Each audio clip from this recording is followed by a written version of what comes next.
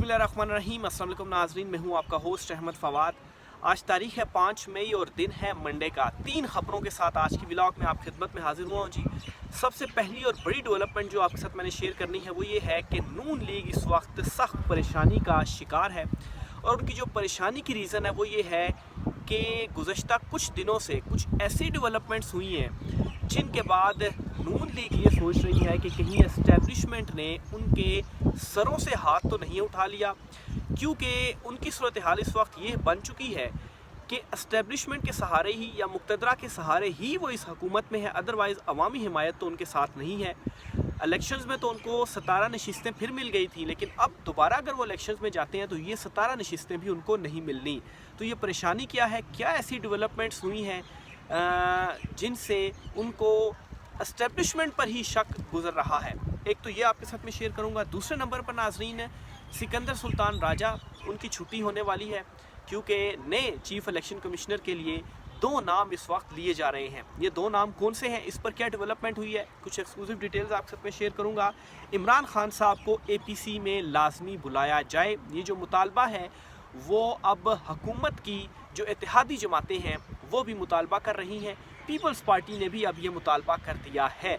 तो इमरान खान साहब को कैसे APC में बुलाया जाएगा, बल्कि प्लान ये किया जा रहा है कि APC अडियाला जेल में ही कर दी जाए, ताकि वहीं से इमरान खान साहब जो शिरकत है वो कर लें। तो ये वही लोग थे जो इमरान खान साहब को कहते थे जी कि आप जो है वो माइनस हो रहे हैं और इमरान खान की पार्टी तोड़ती है। हालत अब इनकी ये हो गई है कि ये सब जा रहे हैं अडियाला हुकूमत समेत इमरान खान के पास कि इमरान खान जो है वो APC में शिरकत करें। इस पर भी कुछ एक्सक्लूसिव डिटेल्स हैं, वो भी आज की व्लॉग में आपके साथ में शेयर करूंगा। सबसे पहले तो जी सुप्रीम कोर्ट ऑफ पाकिस्तान में इस वक्त मैं मौजूद हूँ।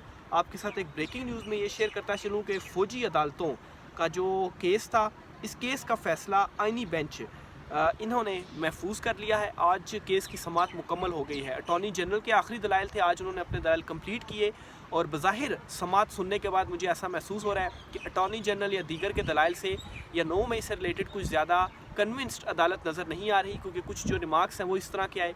मिसाल के तौर पर जस्टिस जमाल खान मंदोखेल साहब की जानिब से रिमार्क्स दिए गए कि हो सकता है कि 9 मई में जो लोग निकले वो एहतजाज की नीयत से निकले हो, लेकिन जो दीगर मामलात थे वो हो गए हों, हद से जब चीज़ों ने तजावुज़ किया तो उसमें वो चीज़ें हो गई हों, लेकिन नीयत एहतजाज की ही थी।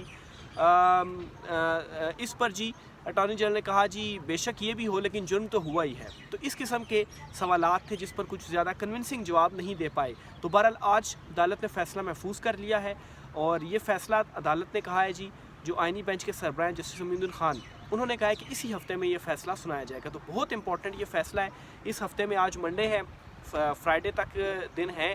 फ्राइडे को देखें इस केस का जो फ़ैसला है वो क्या आता है और क्या सिविलियंस का मिलिट्री ट्रायल हो सकता है या नहीं हो सकता, इस पर सुप्रीम कोर्ट अब जो फ़ैसला है वो सुनाएगी। अलबत्ता ट्रायल होके सज़ाएं भी सुना दी गई हैं, लेकिन सुप्रीम कोर्ट के फ़ैसले का फिर भी वेट है।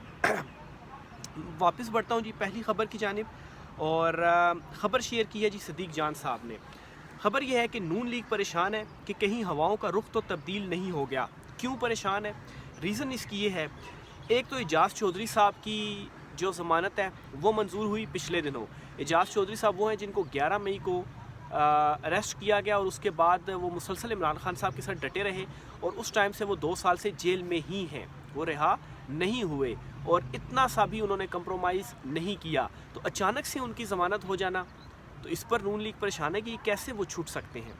फिर दूसरे नंबर पर ये जी कि जस्टिस नईम अख्तर अफ़गान जो हैं उन्होंने इनको ये जो ज़मानत है वो दी है और उनके हवाले से ये तासुर है जी कि ये ज़ाहिर सी बात है PTI के फेवर वाले जज इनको तसव्वुर नहीं किया जाता।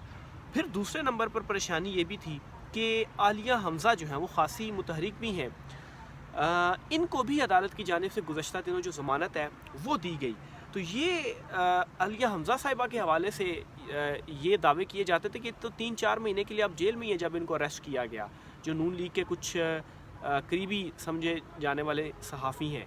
तो इस चीज़ से भी ये परेशान है कि 2 ज़मानतें कैसे हो रही हैं कि हवाओं का रुख तो तब्दील नहीं हो रहा, क्योंकि आलमी डेवलपमेंट्स भी इस किस्म की हो रही हैं। जर्नेल भी मुलाकातों की दरख्वास्तें दे रहे हैं, रिटायर्ड जर्नेल अपने ही इदारे के अंदर से ये बातें जो है वो कर रहे हैं जी कि इमरान खान की रिहाई ہوگی تو سب کچھ جو ہے وہ ٹھیک ہو جائے گا، یہ مشورے دیے جا رہے ہیں، کھل کر جو بات چیت ہے وہ کی جا رہی ہے۔ تو اس وجہ سے نون لیگ پریشان ہے، اور سب سے امپورٹنٹ چیز یہ کہ القادری ٹرسٹ کیس جو ہے وہ بھی فکس ہو گیا ہے۔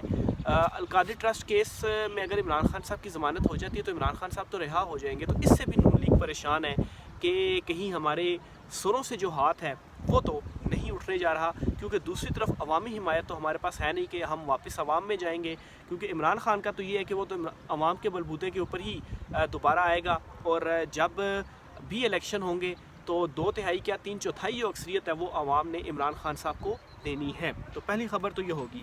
دوسرے نمبر پر ناظرین، نئے چیف الیکشن کمشنر کے حوالے سے اس وقت جو بات ہے جی وہ ہو رہی ہے، اور 2 نام اس وقت لیے جا رہے ہیں۔ ایک تو سکندر سلطان راجہ جو ہیں وہ ریٹائر ہو چکے ہوئے ہیں، زبردستی اس طرح سے کرسی پر بیٹھے ہوئے ہیں جی کہ جو نئی ترمیم کی گئی تھی اس کے مطابق یہ تھا جب تک نیا چیف الیکشن کمشنر نہیں آتا تو پرانا ہی کنٹینیو کرے گا، تو جیسے ہی نیا اناؤنس ہو جائے گا تو سکندر سلطان راجہ صاحب جو ہیں وہ اس کرسی سے فارغ ہو جائیں گے۔ اب 2 نام جو ہے وہ کون سے لیے جا رہے ہیں یہ خبر بھی آپ کے ساتھ میں شیئر کرتا ہوں جی۔ حسنات ملک صاحب ہیں جی، وہ بھی جرنلسٹ ہیں، ان کی جانب سے یہ دعویٰ کیا گیا ہے کہ چیف الیکشن کمشنر کے لیے سردار طارق مسعود کا نام لیا جا رہا ہے، اور سردار طارق مسعود وہ ہیں جنہوں نے سویلین کا ملٹری ٹرائل کرنے کی جو اجازت ہے وہ دی تھی، اور وہ اس وقت سپریم کورٹ آف پاکستان کے ایڈ ہاک جج ہیں۔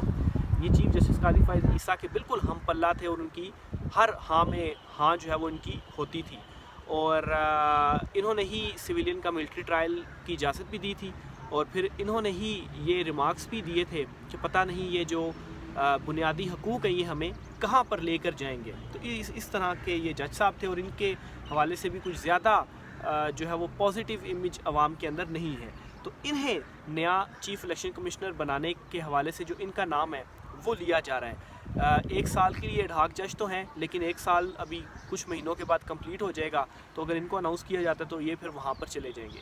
دوسرے نمبر پر مسلم لیگ نون کی اس وقت خواہش یہ ہے کہ قاضی فائز عیسیٰ جو ہیں وہ چیف الیکشن کمشنر جو ہیں وہ بن جائیں۔ کیونکہ نون لیگ یہ چاہتی ہے کہ چیف الیکشن کمشنر ایسا بندہ ہونا چاہیے جو پاکستان تحریک انصاف کو رگڑا دے۔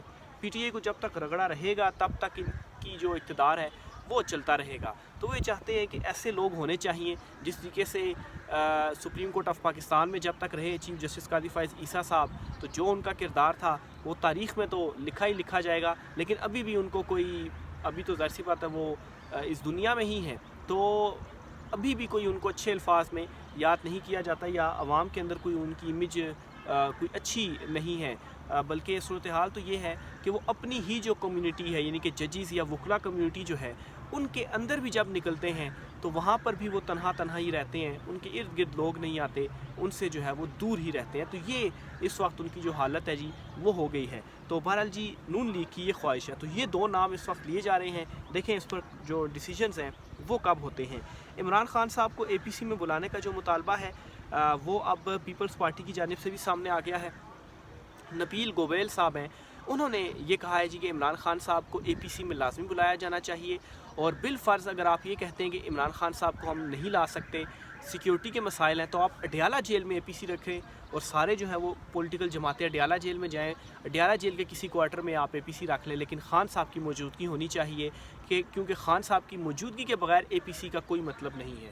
سارا امپیکٹ عمران خان ایک ٹویٹ کر دے، عمران خان ایک سٹیٹمنٹ دے دینا تو وہی کافی ہے، اور وہی اصل چیز ہے، یا اصل فائدہ اسی سے ہی ہونا ہے، ادروائز آپ 100 اے پی سیاں بلاتے رہیں، جدھر مرضی کرتے رہیں، آپ اس کا کوئی بھی فائدہ نہیں ہونے والا۔ کیا کہتے ہیں وہ کہتے ہیں جی کہ پی ٹی آئی ایک بڑی جماعت ہے، عمران خان کو اے پی سی میں بلانے میں کوئی حرج نہیں، عمران خان کو ضرور بلانا چاہیے، اگر عمران خان کو اڈیالہ جیل سے نکلنے میں خطرہ ہے تو اے پی سی اڈیالہ جیل میں کے ایک کوارٹر میں بلا لیں۔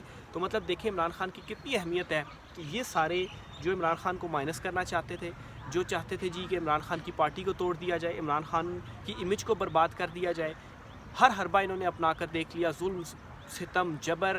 ابھی عمران خان صاحب کو آئسولیشن میں رکھا گیا ہے، 20 تاریخ کے بعد سے ان کی بہنوں سے ان کی ملاقات نہیں کروائی جا رہی کہ عمران خان ٹوٹ جائے، عمران خان کوئی ڈیل دے دیں، وہ تو نہیں ٹوٹ رہا، لیکن یہ سارے آپ جا رہے ہیں عمران خان کے پاس اڈیالہ جیل کے، وہاں پر جو اے پی سی ہے وہ ہونی چاہیے، تو ساری جو چیزیں ہیں وہ عمران خان کے گرد گھوم رہی ہیں۔ یہ جی نبیل گوبول کی جانب سے جو مطالبہ ہے وہ کیا گیا ہے۔ تو بہرحال دیکھیں اے پی سی تو کب بلائی جاتی ہے اور پھر اس پر مزید جو ڈیولپمنٹس ہوں گی وہ آپ کے ساتھ میں شیئر کرتا جاؤں گا. ایک دو خبریں اور بھی ہیں وہ بھی آپ کے ساتھ شیئر کرنی ہے جی. ایک تو مخصوص نشستوں سے متعلق ہے. مخصوص نشستوں کا جو فیصلہ تھا جی اس پر جو ایک جو ہے وہ ریویو آیا تھا. ریویو کے اوپر نیا 13 رکنی جو بینچ ہے وہ بنایا گیا ہے. لیکن مزے کی بات یہ ہے کہ اس 13 رکنی بینچ میں وہ 5 ججز ہی نہیں ہیں جنہوں نے مخصوص نشستیں پی ٹی آئی کو دینے کا کہا تھا.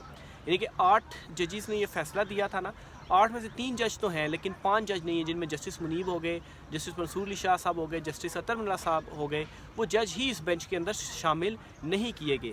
اب دیکھیں آپ ذرا عدالتی سسٹم یا سپریم کورٹ کے اندر آپ معاملات کو دیکھیں ذرا کہ ایک تو مخصوص نشستوں کا کیس کا فیصلہ دیا گیا, ابھی تک اس کے اوپر امپلیمنٹ نہیں ہوا. اس کی جو توہین عدالت کی ایک ہے اس کے اوپر بھی جو عمل ہے وہ نہیں ہوا. لیکن جو ریویو ہے اس کے اوپر وہ لگا دیا گیا ہے. امپلیمنٹ بھی نہیں ہوتا, توہین عدالت کے اوپر بھی عمل نہیں ہوتا. ٹھیک ہے, ایک جج سپریم کورٹ نے فیصلہ دیا ہوا ہے اس کے اوپر عمل نہیں کر رہے اور پھر توہین عدالت کے اوپر بھی عمل نہیں ہو رہا. لیکن جو ریویو ہے وہ لگ جاتی ہے. اور یہ جو دونوں دوسری چیزیں ہیں یہ جو ہے وہ اس کو آپ چھوڑ دیں. اور پھر اوپر سے سونے پہ سہاگا کیا جی کہ ریویو میں بھی ان 5 ججوں کو شامل نہیں کیا جاتا جی جنہوں نے اس کیس کا جو فیصلہ ہے وہ دیا ہوتا ہے کہ جو مخصوص نشستیں ہیں وہ پی ٹی آئی کو جو ہے وہ دی جانی چاہیے. اگر یہ نشستیں چھین کر موجودہ حکومت کو دے دی جاتی ہیں تو عدلیہ کی بچی کچی جو ساکھ ہے اس پر بھی سوالات اٹھ جائیں گے. تو میں تو یہ سمجھتا ہوں جی کہ عدلیہ کی تو اب ساکھ باقی رہی بھی نہیں ہے. کیا ساکھ باقی اب رہ گئی ہے؟ سب کچھ جو ہے وہ سارے نظام سے جو پردہ ہے وہ اٹھ چکا ہے. عوام جو ہے اس نے عدلیہ کو بھی دیکھ لیا, اس نے سب کو دیکھ لیا. اس لیے تو عوام کے دلوں کے اندر جو نفرت ہے وہ نہیں جا رہی. اور عوام جو ہے وہ اپنے ہی اداروں کے ساتھ اگر آپ گراؤنڈ پر جا کر تھوڑا سا سروے کریں, لوگوں سے بات چیت کریں تو آپ کو پتہ چلے گا. تو وہ تو کھڑے ہونے کے لیے ہی تیار نہیں ہے. کیوں تیار نہیں ہے؟ یہ ریزنز ہیں کہ قانون تو ہے ہی نہیں. قانون کیا, سب سے بڑا جو ایک بنیادی رائٹ ہے ووٹ کا, آپ نے جس کو ووٹ دیا ووٹ اس کا نکلا ہی نہیں. فارم 47 کے اوپر آپ نے جو حکومت ہے وہ بنا دی. پاک بھارت کشیدگی کے حوالے سے بھی ایک دو ڈیٹیلز آپ کے ساتھ میں شیئر کرتا چلوں جی کہ پاکستان نے جو ہے وہ بھارت کی جانب سے یہ جو معاملات یہ جارحیت وغیرہ شروع کی تھی اس کے اوپر اقوام متحدہ کو آگاہ کرنے کا فیصلہ کیا اور اجلاس بلانے کا کہا گیا. تو اس پر جو اجلاس ہے وہ بلا لیا گیا ہے. خاص طور پر جو سنتاس معاہدہ معطل کیا گیا تھا اس بھارت کے غیر قانونی اقدامات کو اجاگر کرنے کے لیے بھی اقوام متحدہ کا جو اجلاس ہے وہ بلانے کا کہا تھا. تو وہ اجلاس جو ہے وہ بلا لیا گیا ہے. ایک تو یہ ڈیولپمنٹ ہے. دوسرے نمبر پر جی نجم سیٹھی جو ہیں انہوں نے ایک بڑا جو دعویٰ ہے یا ان کی ایک بڑی سٹیٹمنٹ جو ہے وہ سامنے آئی ہے.